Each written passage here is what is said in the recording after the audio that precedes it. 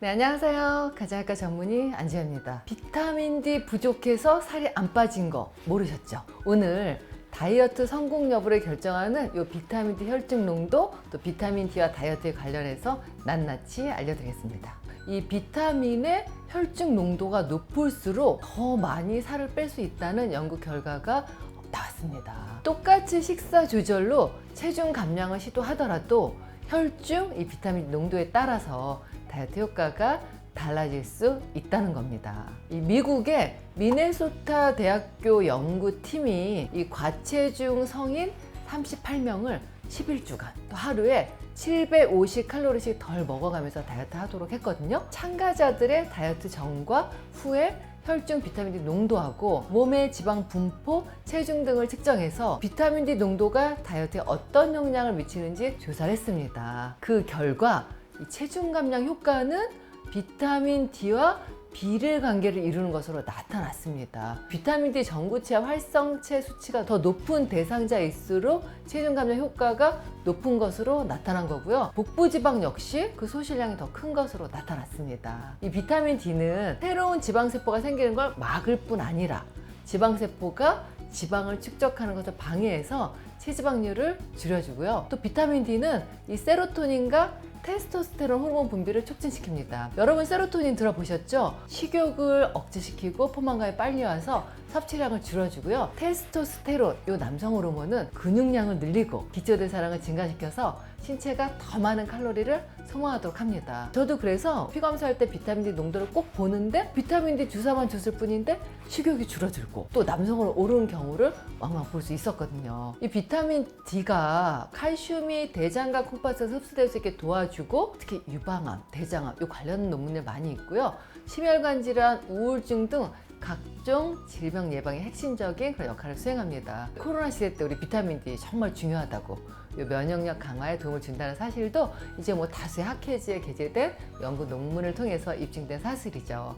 그리고 또 하나 고지혈증약 스타틴제 먹고 요 부작용이 근육통이 있어서 힘들어하는 사람도 있잖아요. 이런 분들이 비타민 D 결핍 소견이 있다 그래요. 비타민 D 투여를 하면은 근육통도 좋아지는 논문 결과도 있습니다. 결국 비타민 D가 다이어트하고 상관관계가 있고 체중 감량이 중요한데 어느 정도 먹어야 될지 또 내 몸에 비타민 농도가 어느 정도면 좋을지 이거에 대해서 제가 자세히 알려드릴게요. 여러분 이 비타민 D 어떻게 드세요? 햇빛 비타민이라고 들으셨죠? 자연으로부터 얻는 비타민 D는 한 85에서 90% 햇빛으로부터 얻는 거고 나머지 한 10에서 15%는 음식으로 얻을 수 있는데 야외활동을 많이 하시는 분들 뭐 등산해요, 골프해요, 나가서 러닝해요 이런데 의외로 비타민 D가 낮은 분들이 많이 있어요. 그럼 왜 그러냐? 미도상으로 우리나라가 안에 햇빛이 도달하는 게 유럽이나 미국의 차이가 있고요. 조금 더 비타민 D 섭취를 신경 쓰셔야 됩니다. 그래서 한국 사람 80%가 사실 비타민 D 부족에 시달리고 있다고 합니다. 햇빛 비타민인 거 알지만 우리 나갈 때 어때요? 저도 그렇거든요. 팔에도 뭐 목에도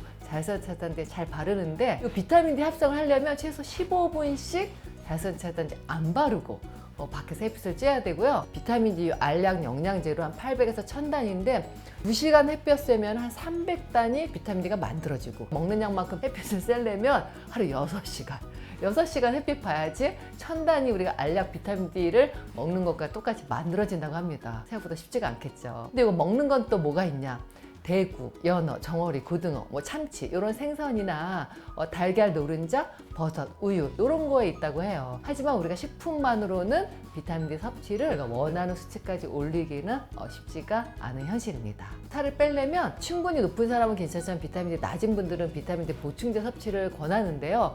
먹는 알약도 있고 주사도 있죠. 물론 주사가 농도를 좀 빠르게 올려줍니다. 그래서 주사를 딱 맞으면 한 3개월 정도는 잘 유지하지만 3개월 있다가 농도가 떨어지기 때문에 영양제를 안 맞고 낮은 분들은 3개월마다 맞는 게 좋고요. 피검사에서 어느 정도가 나오면 좋으냐? 하이드록시 D3라는 요걸 갖고 비타민 D를 알 수 있는 수치인데 10나노그램 퍼 밀리리터 이하면 우리가 결핍이라고 그러고 30나노그램 퍼 밀리리터에서 100 정도가 좋다고 하거든요. 65세 이상은 일단 피부에서 이 비타민 D 전구물질이 3, 4배 정도 감소해서 햇빛을 많이 쐬도 비타민 D가 잘 합성이 잘 안 돼요. 그래서 비타민 D를 먹는 영양제로 약이건 음식이건 주사로 챙겨주시는 게 좋고요. 일반적으로 여러분들 비타민 D 몇 유닛 드세요? 그러니까 1000 IU, 뭐 2000 IU, 뭐 요즘은 막 5000 IU까지 드시는데 1000 IU를 3개월 이상 복용하면 혈중 비타민 D가 10 나노그램 per 데시리터 상승하거든요. 일반적으로 보통 서피션시 충분한 분들은 그냥 하루에 800에서 1000 IU 드세요 하지만 10 이하인 분들은 4000 정도로 확 올려서 드시다가 피검사 해보고 1000에서 2000 정도 드시면 좋고요. 4000 이상을 매일 드셔갖고